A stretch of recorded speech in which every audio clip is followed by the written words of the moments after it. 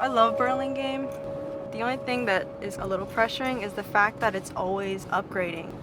There's a lot of nice cars. It gets a little intimidating where, do I have to keep up with that?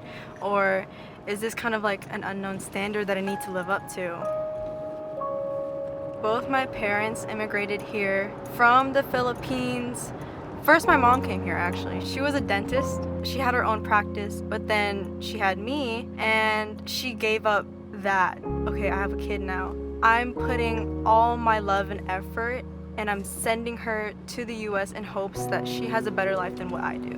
My dad also, he was in fact a family doctor in the Philippines. It's more of, I say, inspiration. My major is gonna be nursing. I always get this all the time. They're like, oh, you're just doing nursing just because your family did it. But I don't see it as just because they did it. I see it more of me carrying on a tradition almost. I'm kind of their legacy. I'm first gen. San Mateo County has huge economic disparities. We are down the street from Google, YouTube, Facebook, Apple. So you have these industries that have really a lot of money and influence in society, and that sort of spills over to the county. And on the flip side, you have communities that are very poor and very low income. Community colleges is about access. So historically, it's anyone can come to community college. The focus has changed though to success. We focus on what can we do to help better the lives of the students that come here, because a lot of them are in poverty. So if we can get them a credential, if we can get them a degree, then they can change the life not only for themselves, but for their entire family, for generations to come. And that's really what community colleges are about. Life isn't perfect, like anything, really. There was a time where our family wasn't doing so well. Like I was like super sad, my motivation gone, no idea what I was doing until I graduated high school. Then I went to CSM, and so it was when I was part of the Promise Scholarship, I met my counselor, Gil, and he really helped me out. A lot of our students are first-generation college students, which means that neither of their parents have a bachelor's degree.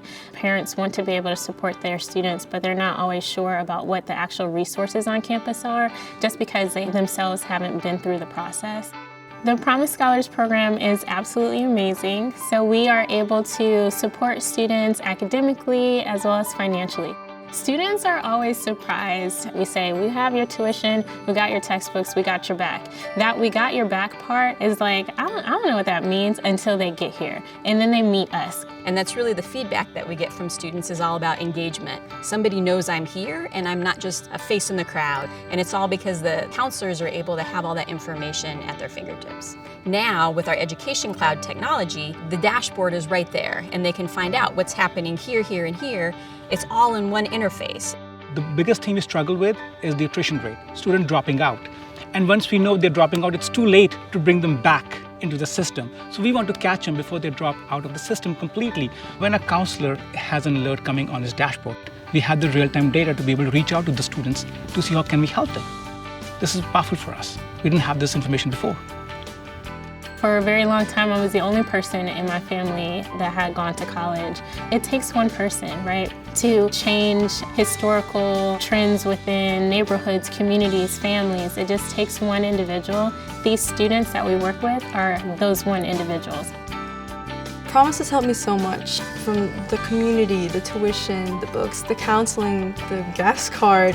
I'm enormously grateful. It's honestly life-changing, really, in a way where I don't feel so alone.